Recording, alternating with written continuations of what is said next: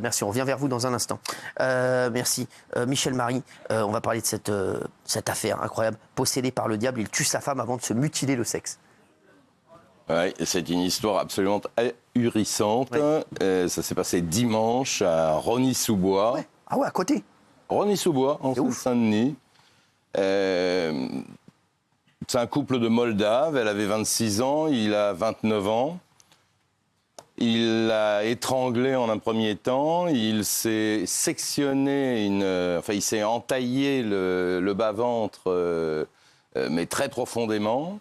Et lorsque les policiers et les pompiers sont arrivés dans l'appartement, il était quasiment sur le point de mourir, il était en train de se vider de son sang. Il a été sauvé in extremis. Sa compagne, malheureusement, n'a pas eu cette chance. Elle avait des traces de strangulation autour du cou.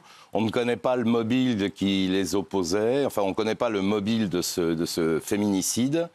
Il a été placé en garde à vue et il ne faut pas compter sur lui pour expliquer quelque chose de cohérent. Il est complètement pimpin. Et d'ailleurs, il est parti en psychiatrie. Il disait qu'il était possédé par le diable, qu'il entendait des voix et qu'il a une force irrésistible qui l'a obligé à la fois à tuer sa femme et à se trancher les parties génitales. Incroyable. Et on a une autre histoire à Lille que j'ai trouvée en faisant des recherches sur celle-là. Un homme bat sa femme, se coupe le sexe, mais là, il sectionne le sexe et il saute par la fenêtre du 2e étage. Ah, voilà. Donc, je sais pas, il y a une épidémie de... C'est fou, non, mais c'est incroyable. Ça fait flipper quand même. Ça fait flipper, ouais. Je suis un violeur comme tous ceux dans la salle. Dominique Polico témoigne enfin. Alors ça, c'est incroyable. Oui, alors ça faisait quand même depuis le 2 septembre. Ce procès s'est ouvert le 2 septembre et c'est la première fois qu'il a fallu attendre donc aujourd'hui pour entendre le son de sa voix. Il avait des problèmes de santé auparavant. Il a été hospitalisé, été soigné et finalement il a pu comparaître à partir d'aujourd'hui. On a eu peur d'ailleurs à un moment donné que le procès soit renvoyé parce que ça prenait du retard, les audiences étaient décalées. Bref, il a pu s'exprimer et alors il a été entendu assez rapidement à la fois sur sa personnalité et sur les faits. Sur sa personnalité, j'y reviendrai si vous voulez, mais en tout cas sur les faits, il reconnaît l'intégralité des faits qui lui sont reprochés, c'est-à-dire tous les viols, d'avoir endormi sa femme, de l'avoir offerte à de nombreuses reprises, tout ce qui est dans le dossier, il le reconnaît. Il n'y a qu'un élément qu'il ne reconnaît pas, c'est d'avoir photographié sa fille. Il y a une photo dans le dossier où sa fille est endormie. Il ne le reconnaît pas, oui. Et ça, il ne veut pas le reconnaître. D'ailleurs, ça fait un incident d'audience, puisqu'elle a hurlé dans la salle, à son endroit, « Tu es un menteur ». Ouais. Alors, et c'est fou, là, je suis un violeur comme tous ceux dans la salle, Gilles. Oui.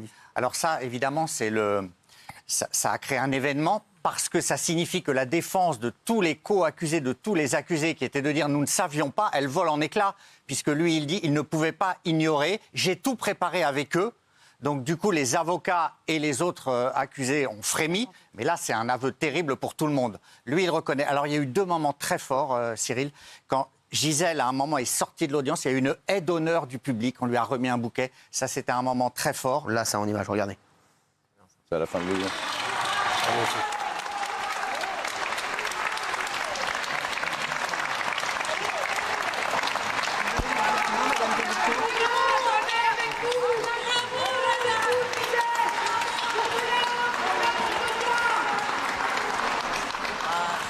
Oui. Et puis, à un autre moment, Gisèle s'est avancée dans le box et a parlé presque directement à celui qu'elle nomme Monsieur Pellico. Elle ne donne pas son prénom. Et elle a dit, pendant 50 ans, j'ai vécu avec un homme dont j'ignorais tout. Et à ce moment-là, il lui a comme répondu en disant « Je te demande pardon ». Évidemment, pardon inaudible pour elle. Mais voilà, il a sorti ça à ce moment. Il a dit surtout, on est restés ensemble 50 ans de mariage. Pendant 40 ans, j'étais un bon mari. Et pendant 10 ans, j'ai été le pire des maris. Ouais, c'est fou, ouais, incroyable. Alors, il a dit aussi, je retiens de ma jeunesse que des chocs et des traumatismes. Il a été violé par un infirmier à l'âge de 9 ans, c'est ce qu'il dit. On l'aurait forcé à assister à un viol à l'âge de 14 ans. C'est dans son examen de personnalité qui est vraiment ponctué par des événements sexués. Effectivement, il dit avoir été violé quand il avait 9 ans par un infirmier. Il dit avoir surpris ses parents en train d'avoir une relation intime à au moins 2 reprises.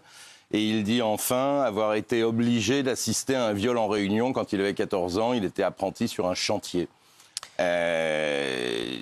Oui, Gilles. Il y a une particularité à l'audience, c'est que sans doute pour le faire parler et aussi pour qu'il soit là, puisqu'il a été examiné hier par des médecins qui ont dit qu'il peut être là, il a une sorte de traitement de faveur. Et ça fait un peu grincer des dents. C'est-à-dire qu'il a un fauteuil immense, ultra confortable. Il y a des pauses tout le temps. Il faut qu'il boive 1,5 litre d'eau. Donc voilà, il est très confortablement installé. Ce qui suscite quelques critiques parce que c'est rare. Oui, Michel. Non, je suis pas trop d'accord avec le traitement de faveur. Je pense que l'intérêt de la justice, c'est qu'il soit présent le plus longtemps possible. On sait qu'il est souffrant entre la prostate, les calculs rénaux, les calculs dans la vessie.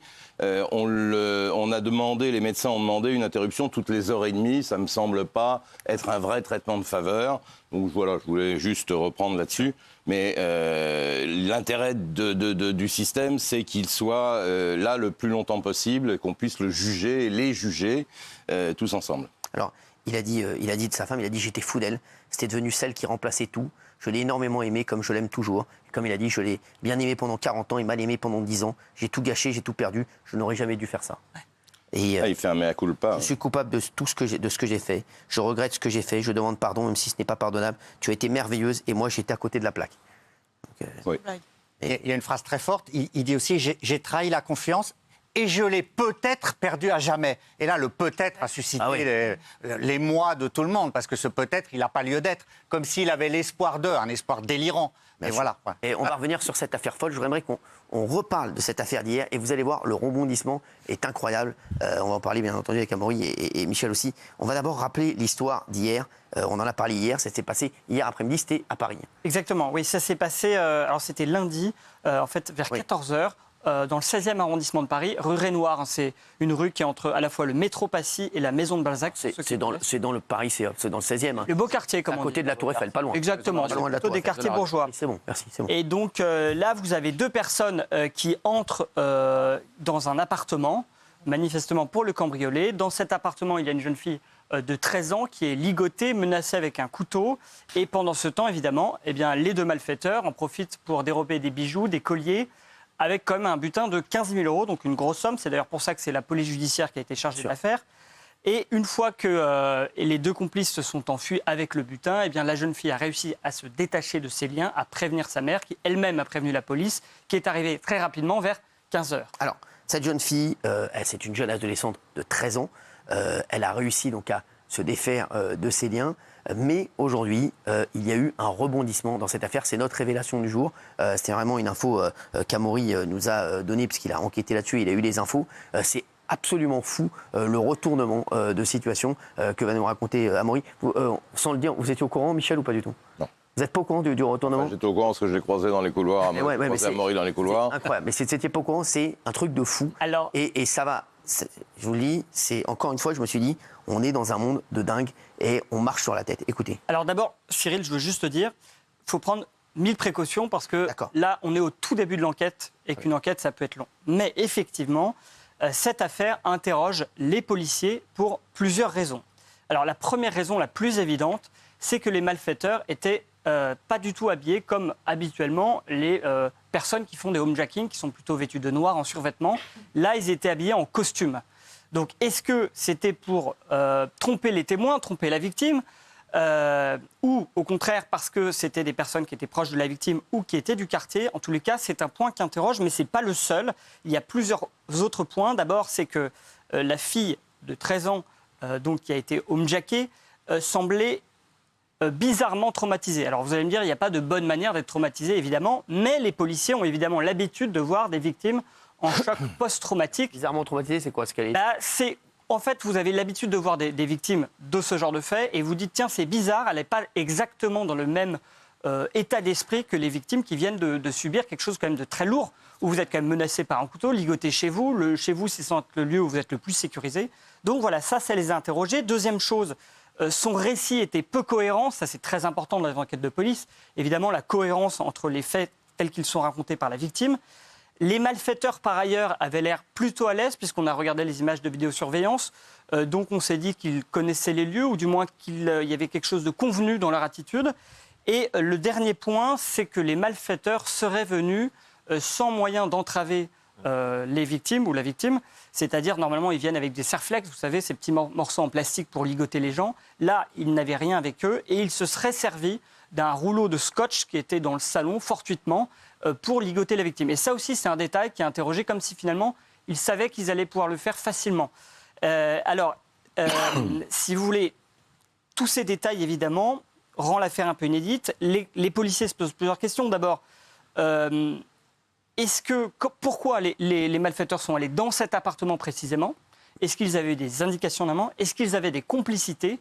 Et est-ce que cette complicité, ça ne serait pas la principale victime, cette fille de 13 ans ? Au conditionnel, bien entendu, mais évidemment. Ce serait fou. Ce serait fou. Donc en ce moment, c'est vers ça que... Voilà, ils enquêtent là-dessus, les policiers. En tous les cas, moi d'ailleurs, si on m'en a parlé, c'est que c'est quelque chose qui leur a tout de suite paru étrange dans cette affaire. Ça ne veut pas dire que ce sera la vérité, mais du moins, ça les a tout de suite interpellés dans cette affaire. D'accord. Et pour l'instant, ils n'ont pas interpellé les auteurs, pas à ma connaissance. D'accord, toujours pas. Connaissance. Michel, c'est incroyable.